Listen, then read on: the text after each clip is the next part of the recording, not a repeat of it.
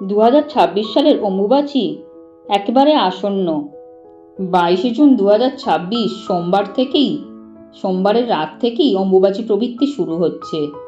এবারের অম্বুবাচীটি জ্যৈষ্ঠ মাসে পড়ে গেছে, কারণ মাঝে পড়েছিল মল মাস বা অধিক মাস।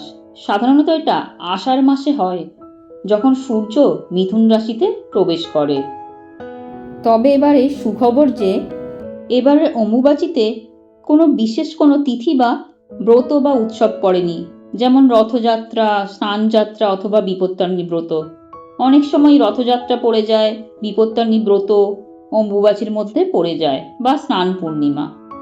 কোনো বিশেষ তিথি বা উৎসব না পড়লেও এই অম্বুবাচীতে নিত্য পূজা আমরা কিভাবে করব, অম্বুবাচীর বিস্তীর্ণ সময়সূচি এবং এই অম্বুবাচীতে আমাদের ঘরে যেমন গোপাল আছে, শিবজি আছে, ঠাকুরমা স্বামীজি আছেন, দেবীরাও আছেন, কিভাবে সেই নিত্য পূজা করি অম্বুবাচীর সময় চলাকালীন।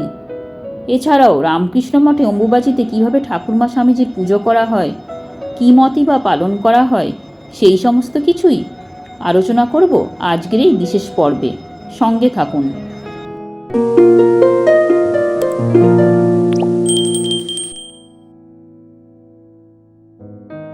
অম্বুবাচীর সময় মা ধরিত্রী তথা পৃথিবী মাতাকে রজস্বলা রূপে কল্পনা করা হয়। রজ শব্দের আরেকটি অর্থ হল বীজ। গ্রীষ্মের প্রচণ্ড দাবদাহের পর ধরিত্রী বৃষ্টিস্নাত হয়ে আবার নতুন বীজ ধারণের উপযোগী হয়ে ওঠে। সেই অর্থে ধরিত্রী মাতাকে ঋতুবতী নারীর সাথে তুলনা করা হয়ে থাকে। এই তিথি চলাকালীন যে কোনো প্রকারের কৃষিকার্য বন্ধ থাকে এবং এই সময় মাটি খোঁড়া, মাটিকে আঘাত আনা, মাটির ওপর কাপড় কাচা, মাটির ওপর লাফানো ইত্যাদি যেসব কাজ করলে মা ধরিত্রীকে আঘাত আনা হয়, সেই সমস্ত কাজ থেকে বিরত থাকতে বলা হয়। এক কথায় বলা যায় অম্বুবাচীর সময় মা ধরিত্রীকে সম্মান জানাতে হয়। এইবার অম্বুবাচীর বিস্তারিত সময়সূচিটি স্ক্রিনে দেখিয়ে দিচ্ছি। 22 জুন 2026 সোমবার রাত 9:10 থেকে অম্বুবাচী প্রবৃত্তি শুরু হচ্ছে, আর অম্বুবাচী নিবৃত্তি হচ্ছে 26 জুন শুক্রবার সকাল 9:33। পঞ্জিকা অনুসারে বলা আছে যে এই সময় যে কোনো শুভ অনুষ্ঠান তথা কাম্যকর্ম করা যাবে না, কিন্তু নিত্যকর্ম করা যাবে। সুতরাং জপ, ধ্যান, নিত্য পূজা এগুলো আমাদের নিত্যকর্মের মধ্যে, এগুলো করা যাবে। যেমন আমার বাড়িতে গোপালের সেবা আছে, আবার ঠাকুরমা স্বামীজি আছেন। সুতরাং গোপালকেও তাদেরকে রোজ যেমন ফুল দিই, ভোগ লাগাই, সেরকমভাবেই রোজকার মতো পুজো করব। মহাদেবের মাথায় জলও ঢালব। যে সমস্ত দেবীরা আছেন, মা কালী, মা তারা, মা ভবতারিণী, মা সরস্বতী, এনাদেরকে এই অম্বুবাচী তিথি চলাকালীন মনে মনে পূজা দেব, ভোগ দেব। এনাদেরকে এই সময় স্পর্শ করব না, আর ফুল দেব না, পরম্পরা অনুযায়ী। অনেকে এই সময় দেবীদের মুখ লাল কাপড় দিয়ে ঢেকে রাখতে বলে, কিন্তু আমি এটা করি না।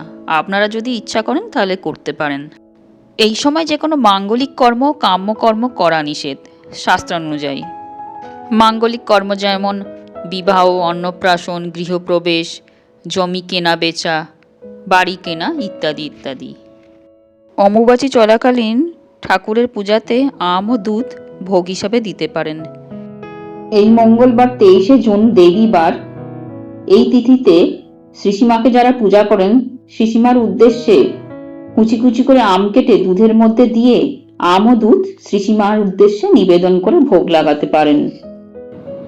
এইবার চলে আসি ঠাকুরমা স্বামীজির ভাবধারায় রামকৃষ্ণ মঠ মিশনে তথা সারদা মঠে কিভাবে এই অম্বুবাচী উদযাপন করা হয়। এক কথায় বলা যায় অম্বুবাচীর জন্য ঠাকুরমা স্বামীজির নিত্য পূজায় কোনো বাধা হয় না। নিত্য পূজা বরাবর আগের মতোই, নিত্য দিনের মতোই চলতে থাকে। অম্বুবাচীর জন্য পরম্পরা অনুযায়ী আম দুধ ঠাকুরমাকে নিবেদন করা হয়। এছাড়াও অম্বুবাচীতে নিত্য দিনের মতোই ঠাকুর ও মায়ের জন্য অন্নভোগ নিবেদন করা হয়। যেমন বেলুড়মঠ, কামারপুকুর ও জয়রামবাটিতে ঠাকুর মায়ের সেবা নিত্য দিনের মতোই চলতে থাকে। আর এই সময় কামারপুকুর, জয়রামবাটিতে বিশেষত বিধবা মহিলারা ভিড় জমান, কারণ এই সময় প্রসাদ খেলে কোনো দোষ হয় না বলে আম দুধ খেয়ে ফলাহার করে অনেকেই থাকতে পারবেন না বলে এই 3 দিন কি 4 দিন জয়রামবাটি কামারপুকুরে থাকেন, কারণ প্রসাদ খেলে দোষ হয় না বলে। জয়রামবাটি কামারপুকুর এই অম্বুবাচীর সময় প্রচন্ড ভিড় থাকে বয়স্ক মহিলাদের। আজকের আলোচনাটি এই পর্যন্তই বন্ধুরা। ভিডিওটির মাধ্যমে সমৃদ্ধ হলে ভিডিওটিকে লাইক ও অনেক অনেক শেয়ার করে এবং স্পিরিচুয়াল ব্রিফিংস চ্যানেলটিকে সাবস্ক্রাইব করে আমাদের পাশে থাকার অনুরোধ রইল। সবাই ভালো থাকুন, সুস্থ থাকুন ও আনন্দে থাকুন। ধন্যবাদ বন্ধুরা, নমস্কার।